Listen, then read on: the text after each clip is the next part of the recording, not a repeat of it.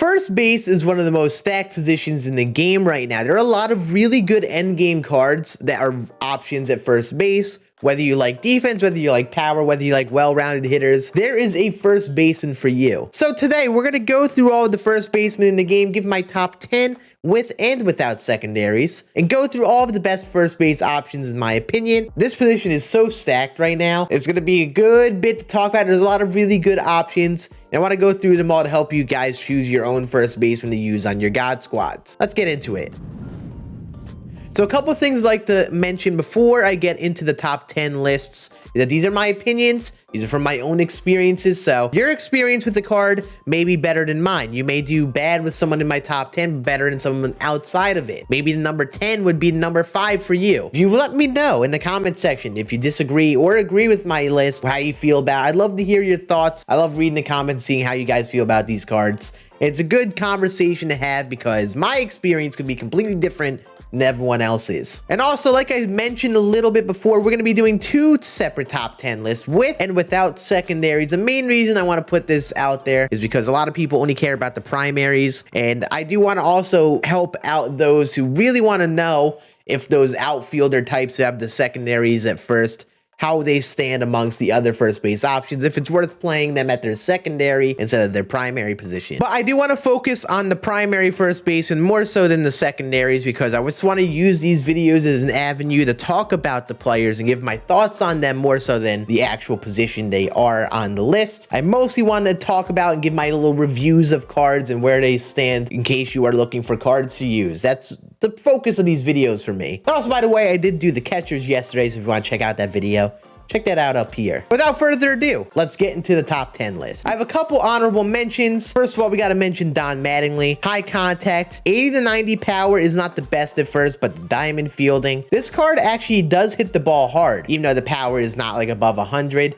Players like the Jackie Robinson type with the high contact, middle of the road power can still play really well, and Mattingly really does play well. I've heard a lot of people like him. It's just one of those cards that falls victim to how stacked the position is. There's so much top tier power, especially when we don't value defense that much. You know, first base is a position where you can kind of hide away to bad fielders. I don't really worry about defense that much, you know, but he's very solid. Speaking of defense, we got the 99 Eddie Murray is another honorable mention. Again, switch hitter is solid. He's not the best versus righties. 100 and 101 is not the best. It's good, but there's definitely a lot better. And 125 and 104 versus left is definitely solid. But again, I want bigger power whenever I get the opportunity. I want really good hitting versus especially righties whenever I get the chance. And Murray's definitely very solid, but again, there's so many really good first basemen. Just like it's tough to really have him in this list just because the other first basemen have better hitting attributes despite not being switch hitters. But definitely is the best switch hitter option we have in the game right now. Next, we have 99 John Olerud, who is kind of similar to Don Mattingly, except he has a little better fielding. It is a little bit worse versus lefties, but it is also a little better versus righties. I'd put them in the same class. Olerud could definitely hit the ball hard.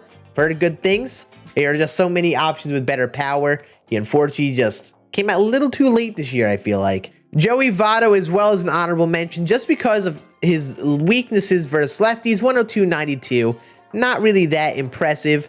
His leg kick I personally find to be distracting as well. And I think there are cards that are on the tier list I think do what Joey Votto is meant to excel at, but better. But I've heard a lot of people say they enjoy Votto, so if you like him, he's definitely still very viable. And finally, if you're looking for a good starter first baseman, Brandon Belt is going to be a very good option. You can get him from Top Sound Moments. Really easy to acquire. He also gets the pinch hitter quirk, so if you're looking for a bench bat, he could fit that as well. But now, let's get into the top 10 and go through my personal favorite first baseman. Again, this is without secondaries. At 10, I have 99 Pete Alonso. The only reason he's right at 10 is the 93 contact versus lefties. It could be a little better. And 105 versus right is solid, but again, it could be a little better. But the 125 power plays. That's elite level power versus both sides. And that's very valuable to have at first base, especially a power-friendly position. Whenever you can get power, I am 100% going to shy towards that type of player just because of the position that they are at. And Alonso actually is a very solid hitter. Number 9, I have Prince Fielder, who is essentially the same as Pete Alonso, but a lefty version of him. So again, I think it's a little more value because he's a lefty bat. A lot of the best hitters in the game are righties. And when you do face a right-handed pitcher, having a lefty bat is definitely a big advantage for the sake of the matchup. And Prince is very good. I didn't do the best with him, unfortunately, but he's a lot like Pete Alonso with the elite level power. The contact versus righties is good enough. Versus lefties is a little low, but again, the power makes him usable, especially on all-star difficulty. At number 8, we have 99 Matt Carpenter, who only reason I have him above those two is because his contact is a little bit more well-rounded. Like that comfortable threshold of contact for me is 100. If you have 100 plus contact, I'm comfortable using you on Hall of Fame or Legend. So guy like Carpenter here is definitely 100 versus both sides. Power is very good. It's not 125, but I like how more well-rounded this card is. And also is a little bit of a better fielder than the other two options. Next, at number 7, we have 99 Jason Giambi. And the main reason he's right here at number 7 is how good he is versus righties. 118 contact without parallels, 125 power, really good. And versus lefties, he does still have high contact versus them.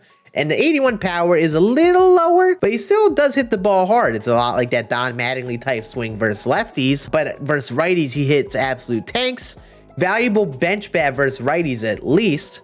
And I think that puts him a class above those other guys because he's significantly better versus righties, while versus lefties, all he's really doing is sacrificing a little bit of power, but is better contact-wise. At number 6, I have 99 Todd Helton, who is essentially the same as Giambi, but better defense, a little better power versus lefties, and the contact and power is kind of switched up versus righties. He has 125 contact, 117 power versus righties. Giambi has it kind of flipped, where he has a little bit lower contact versus righties, but 125 power. Helton should mash still. I would treat them very similar versus righties. Versus lefties, Helton's going to be better. And he's also a better defender, so I put him just a little bit above Giambi. Number 5, I have David Ortiz, who again is a very viable lefty option versus righties. I like him a little more than, say, Fielder, Matt Carpenter, and Giambi. And all those dudes is lefties.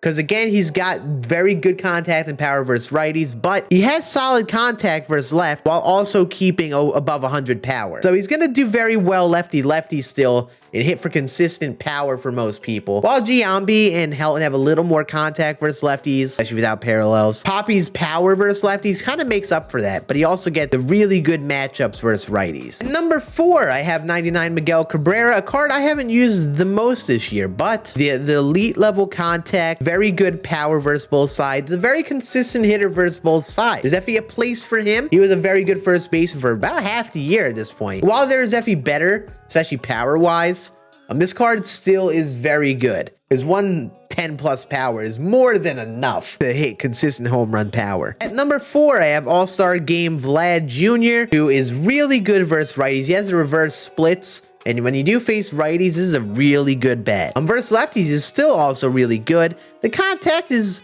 definitely very solid, but it still has high level power versus that lefty matchup. And again, he has that matchup advantage. So even though the contact is a little lower than, say, Giambi, for example, he is also a right-handed hitter facing a lefty, which is intrinsically an advantage. It's easier to hit that way in most scenarios. If you're looking for a top-tier first baseman, Vlad Jr. has been one of the best all year.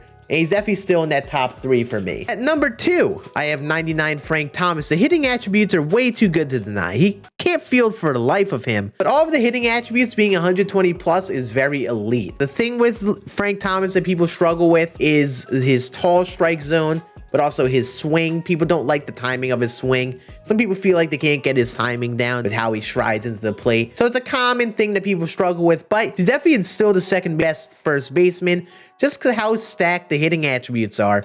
And while guys like Miggy and Vlad are a little bit better fielders, I will sacrifice that defense all day for the well-rounded hitting attributes that Frank brings. And number 1, without secondaries, I have 99 Lou Gehrig. This is kind of a no-doubt pick. He is gold fielding, so he's one of the better first basemen, funny enough, defensively. 125 contact versus both sides, 125 power versus righties, and still has 115 versus left. It's elite level hitting like Frank Thomas, essentially, but is actually a gold fielder and is a lefty bat. Again, when you're facing mostly righties in this game, Lou Gehrig is going to be a really tough matchup because he's a left-handed bat facing a righty. And even if you do face that lefty, he's still going to be better than a lot of these other cards, lefty-lefty. No doubt the best first baseman. Honestly, my favorite card in this game right now, I would say. So now that we went through the list without secondaries, I do want to go through a top 10, touch some of the cards that have secondaries at first base, and go through where I think they stand. The secondaries start to make this position really stacked because there's a lot of really good cards that can play first. So we're going to go through my top 10 with the secondaries now. We're going to kind of go quick over the cards that we talked about already, but let's talk about newer cards that we didn't mention before. So in my top 10, including secondaries, at number 10, we have Stan Musial. Elite level contact versus both sides. 98 power versus right is definitely solid enough. The 121 power versus lefties is really good. Like, he might be one of the best lefty-lefty hitters in the game. I mean, you don't face lefty-lefty very often, and it's still very difficult to hit in that matchup because, again, you're facing a left-handed pitcher. It's not easy for many people to do well. But Stan with the secondary at first is going to be very solid. Definitely an underused card. I don't see him used like at all. And he's at least a really good bat to have on Hall of Fame and Legend for that elite level contact. It'll play. At number 9, I have David Ortiz. I have him above Stan because, again, he's better versus righties. And he is definitely worse lefty-lefty, that is for sure. But I think the improvement in power versus righties, definitely a bigger plus at this point in the game.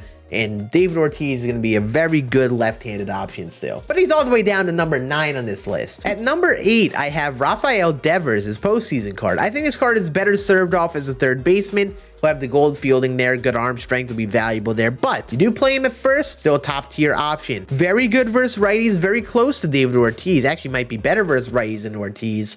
And is also better versus lefties. The contact and power is basically better in all avenues. Also better fielder and has more speed to David Ortiz, and also has a good amount of quirks. So he's going to play like a top level card as a left-handed bat. Honestly, I may be putting him a little bit low here at number 8, but he definitely deserves to be on this top 10 list for first baseman. At number 7, I have Cody Bellinger, but the contact versus lefties is the only real downside of this card. At first base, he's a really good fielder, and the speed is great. For people that like the defensive type and maybe want to sacrifice a little bit of contact, Bellinger plays. I matched versus righties with him on Hall of Fame and Legend. Versus lefties, I struggled with him on Legend, but on Hall of Fame, he still hit really well lefty-lefty. He has 125 pop versus lefties, which does play, but he is a great defensive and speed option at first base. Then at number 6, I have Miguel Cabrera. A lot of these guys from, honestly, number 8 to number 5 are really interchangeable in my opinion. I treat them all very much equally, but again, I think Miggy's a little more valuable for how well-rounded his attributes are. He's very good versus both sides. He doesn't really have a weakness offensively. And while he doesn't have Bellinger's defense and speed, this card is going to probably be successful in more scenarios well-rounded than Cody Bellinger is. So I put him a little bit above for that purpose. Then at number 5, I have Vlad Jr., which I put above Bellinger for the same reason. I like Vlad a little more than Miguel Cabrera because of the bigger power he brings to the table and also gets those quirks. But again, like I said, 5 through 8, I could really interchange. They're all basically on the same exact level. I just think maybe one is slightly better than others at a first base option. Especially if it's a primary, I would probably prefer keep players in their primaries, and those other players like Devers and Bellinger are going to be better off playing in their own primaries in terms of how much value they bring. At number 4, I have Frank Thomas. Reason he's down to number 4 in comparison to other options is the defense. The defense is something that is a little annoying. You can get away with the worst defender at first, but common like Frank has is just very annoying. It's not fun to deal with. It's very much a big hassle. The hitting is very good in this card still. He's definitely a top tier bet if you do well with them. At number 3, I have Hank Aaron, and the reason I have Hank at number 3 is because the defense. He's going to have gold fielding without any parallels at first base, but if you parallel 5 him, you'll have diamond fielding. Attributes versus lefties are really good. Versus righties, very good as well. Very well-rounded bat, though he is a little better versus lefties. Hank has been unreal for me.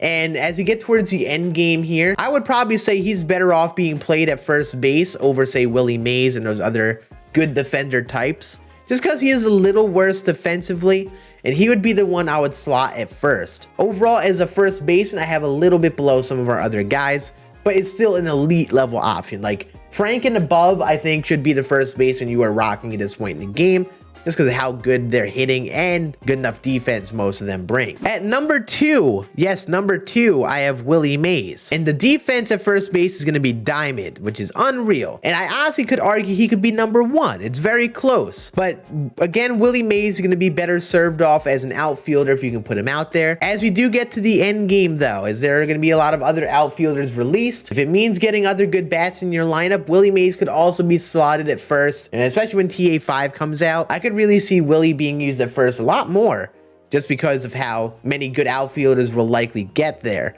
and the defense will be very good. It's just better served off having the defense and speed in the outfield than first. But I actually like him a lot this year. I've normally been very bad with Willie Mays cards each year, and he's been unreal for me so far this year. And still, the #1 first baseman in the game is 100% Lou Gehrig. Like I said before, the lefty bat is valuable. The contact and hitting attributes are top tier, even better than Mays and all those dudes.